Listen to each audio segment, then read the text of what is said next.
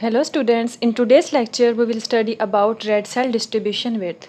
तो red cell distribution width क्या होती है, इसका पहले इंट्रो पढ़ेंगे। ये मेरे पास एक रिपोर्ट भी है, इससे भी हम समझेंगे, लेकिन पहले हम इसका इंट्रोडक्शन देख लेते हैं।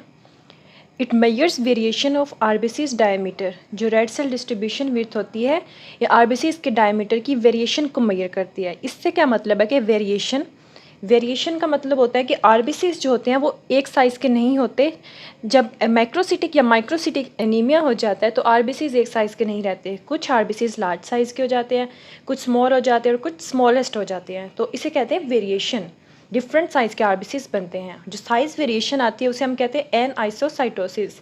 N mean no, iso mean same, cyto mean cell and ice mean condition. No same cell condition, cell की सेम साइज कंडीशन नहीं रहती।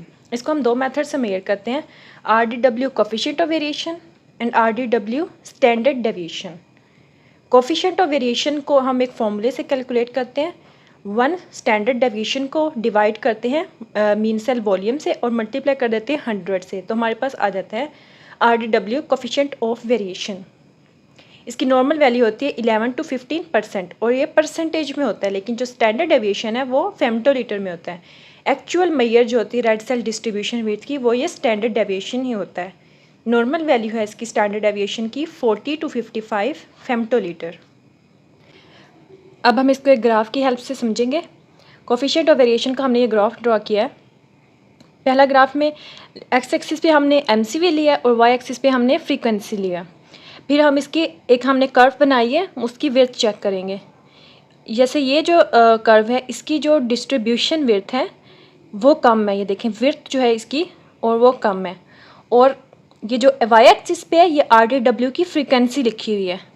जब विड्थ कम है तो RDW की जो फ्रीक्वेंसी है वो ज़्यादा है, यानी कि RDW ज़्यादा है। और अगर हम इसको फॉर्मूले के हिसाब से देखें तो RDW हमने पीछे फॉर्मूला पढ़ा था, one standard deviation divided by mean cell volume.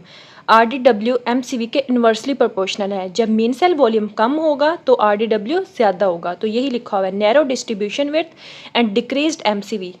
Distribution width कम है और MCV जो है ये भी कम है, तो क्या होगा RDW इंक्रीज़ हो जाएगा। इस कर्व में अगर हम देखें तो डिस्ट्रीब्यूशन विड्थ ज़्यादा आ रही है, MCV ज़्यादा आ रहा है। तो MCV अगर ज़्यादा होगा तो RDW कम हो जाएगा, तो यही लिखा हुआ है। इसमें ब्रॉड डिस्ट्रीब्यूशन कर्व है और MCV ज़्यादा है। जो RDW है वो नॉर्मल रहेगा या ये कम भी हो सकता है। नेक्स्ट इसको देखेंगे कि RDW को MCV से किस तरह कंपैरिजन करके हम माइक्रोसिटिक या मैक्रोसिटिक या थैलेसीमिया का हम डायग्नोसिस कर सकते हैं।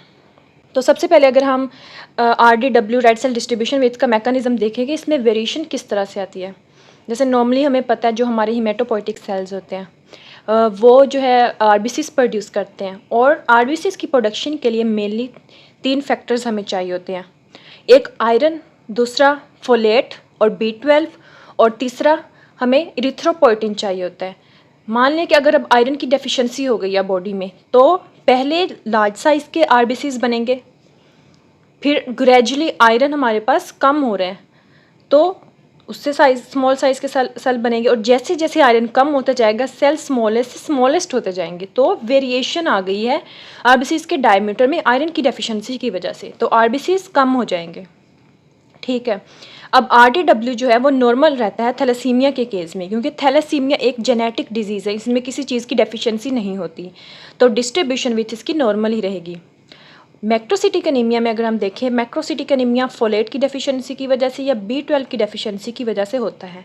मैक्रो जैसे कि नाम से जाहिर है लार्ज साइज़ के सेल्स हो जाते हैं इसमें, तो MCV जो है वो इंक्रीज़ हो जाता है। जैसे कि मैंने बताया था फोलेट और B12 भी RBCs की प्रोडक्शन के लिए ज़रूरी हैं, और ये भी RBCs की प्रोडक्शन का सोर्स हैं। तो जब सोर्स कम हो जाएगा RBCs की प्रोडक्शन का तो ग्रेजुअली जो है वो RBC स्मॉलेस्ट से स्मॉलेस्ट साइज़ के बनते जाएंगे। तो रेड सेल डिस्ट्रीब्यूशन विड्थ उसमें वेरिएशन जब ज़्यादा आएगी तो रेड सेल डिस्ट्रीब्यूशन विड्थ ज़्यादा हो जाएगी।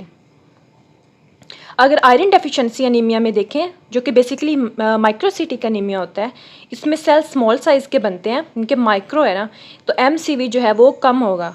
लेकिन इसमें भी क्योंकि आयरन डेफिशिएंसी है और आरबीसी की प्रोडक्शन का सोर्स जो है वो कम हो गया है, तो ग्रेजुअली आरबीसी स्मॉलेस्ट होते जाएंगे, तो वेरिएशन जब ज़्यादा आएगी तो आरडीडब्ल्यू जो है वो इंक्रीज़ हो जाएगा। इस रिपोर्ट में देखें आरडीडब्ल्यू कोफिशिएंट ऑफ वेरिएशन है ये, और ये आरडीडब्ल्यू स्टैंडर्ड डेविएशन है। कोफिशिएंट ऑफ वेरिएशन की अगर नॉर्मल वैल्यू देखें तो 11 to 16 है, और पेशेंट की जो वैल्यू आई है वो 17 है, तो डेट्स नॉट टू मच।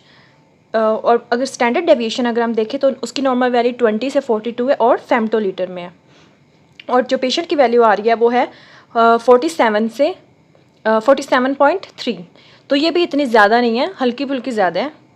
तो इस केस में अगर हम देखें तो आरडीडब्ल्यू जो है वो भी नॉर्मल है, आरडीडब्ल्यू नॉर्मल है और एमसीवी भी नॉर्मल है, तो ये ना तो माइक्रोसिटिक एनीमिया हो सकता है और ना ही मैक्रोसिटिक एनीमिया हो सकता है।